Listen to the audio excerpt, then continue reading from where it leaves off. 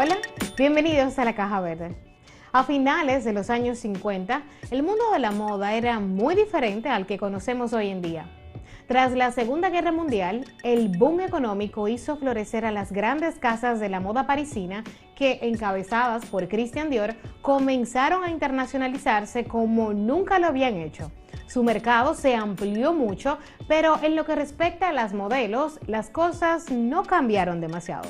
Según una joya de artículo del periodista Juanjo Villalba, publicado en Esmoda del periódico El País, hasta la llegada a París en 1950 de la afroamericana Dorothea George, no había ni una sola modelo que no fuese blanca en toda Europa y de hecho, esta pionera, que había nacido en la Texas más profunda, prácticamente tuvo la exclusiva hasta mediados de la década cuando decidió volver a su país y donde, por cierto, le resultó muy complicado encontrar empleo. Pero al aproximarse al final de la década de los 50, esa falta de diversidad racial entre las modelos estaba a punto de cambiar debido a la fusión entre uno de los diseñadores más rompedores del momento, Pierre Cardin, como una modelo japonesa que ya estaba triunfando en su país natal, llamada Hiroko Matsumoto. El encuentro ocurrió en junio de 1957 y en aquella época Cardin ya había iniciado una pequeña revolución que consistía en producir bajo su marca tanto alta costura como prêt-à-porter, un auténtico sacrilegio para los guardianes de la tradición de la industria de lujo francés y que provocaría una enorme polémica nacional.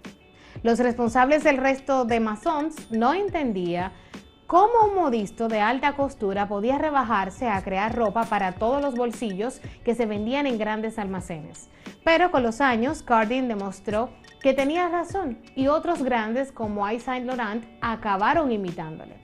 Quizá fue esa aura de talento emergente y rompedor lo que hizo que Cardin fuera invitado a Japón a presentar sus creaciones a los miembros de la industria textil de aquel país.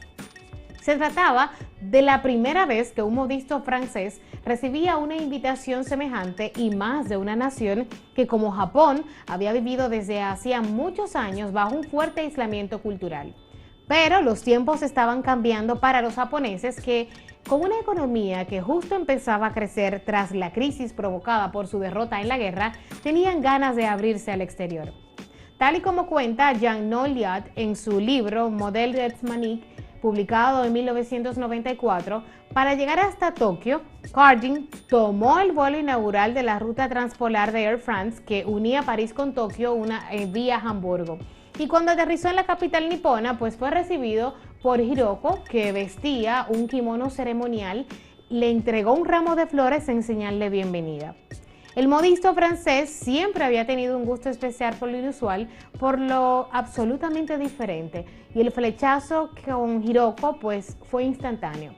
Hiroko era un ser inmaterial, recordaba el diseñador a los 97 años, con los ojos todavía llenos de emoción en el documental House of Cardin, que fue dirigido por Todd Hughes y por también Pete David Elversol.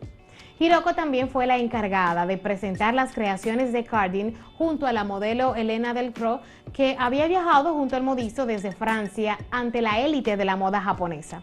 El diseñador pronunció moda menos que 16 conferencias durante los 26 días que pasó en Tokio y conforme los días pasaban, la idea de llevarse a Hiroko a París para trabajar con él fue ganándose cada vez más fuerza en su cabeza.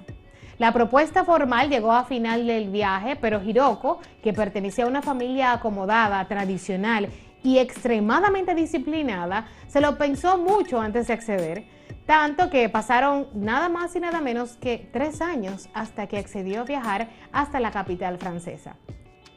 Fui el primer producto de exportación japonés, muy por delante de Sony y Toyota, bromeaba Hiroko en los años 90 sobre su llegada a Francia para el libro de Layout. Matsumoto pisó suelo francés el 15 de julio de 1960, justo a tiempo para desfilar en la presentación de la colección Otoño-Invierno de Cardin. Según recoge este artículo de su llegada a París, lo que más recordaba a Hiroko era el tremendo secretismo de los salones de modas de la época. En aquellos tiempos, a principios de los años 60, los modistas tenían tanto miedo a ser copiados antes de la presentación de sus vestidos que trabajaban con las contraventanas de sus oficinas cerradas, exigiendo incluso que entre las pruebas las modelos se pusieran unos enormes guardapolvos verdes, en el caso de Cardin, que se ataban en el cuello. Hiroko estuvo otros 3 años más viviendo entre París y Tokio hasta que finalmente se estableció en la capital francesa en 1963. El impacto de su físico, tanto en los diseñadores de Cardin como en el mundo de la moda, fue enorme. Uno de esos momentos mágicos en los que de repente una maniquí encarna la estética de una generación. Fue la modelo que más impacto ha tenido al llegar a París de toda la historia, así afirmó categóricamente Cardin en el documental. La fragilidad y la finura del cuerpo de Hiroko, sumada a la elegancia y la delicadeza de sus movimientos, escandiló a toda la alta costura parisina, aportando una nota de sencillez, de minimalismo, que contrastaba con el recargado gusto que había dominado el diseño europeo occidental durante los años 50. Su look con labios nude, los ojos perfilados de negro y el pelo oscuro con un flequillo recto que creó para ella la estilista María Carita, tomado como referencia a la actriz de los años 20, Louise Brooks, se convirtió en un nuevo estándar entre las jóvenes parisinas de la época. Con un estilo sobrio y una timidez tan característica de su país natal, casi nunca sonreía delante de la cámara, mostrando un gesto impenetrable y enigmático que encajaba perfectamente con los modelos de la temática casi espacial que Cardin empezó a construir alrededor de ella como la musa en la que él o ella se había convertido.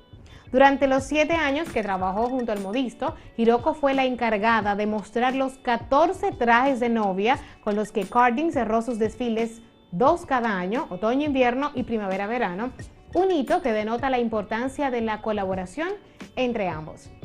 Pero su trabajo no solo se limitó a Cardin. Durante los años 60 fue una de las modelos más fotografiadas para Vogue y otras importantes revistas de moda, y también por fotógrafos de la talla de Irving Penn, de Richard Avedon, de Helmut Newton, de John French, y desfilando además para Givenchy, Nina Ricci, Balenciaga, entre otros.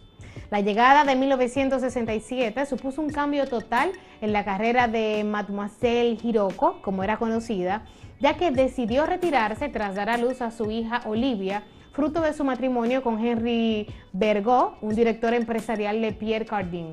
Con los años, Olivia seguiría los pasos de sus padres en la moda, trabajando primero para Versace y posteriormente para Valentino, donde todavía ejerce como directora de comunicación.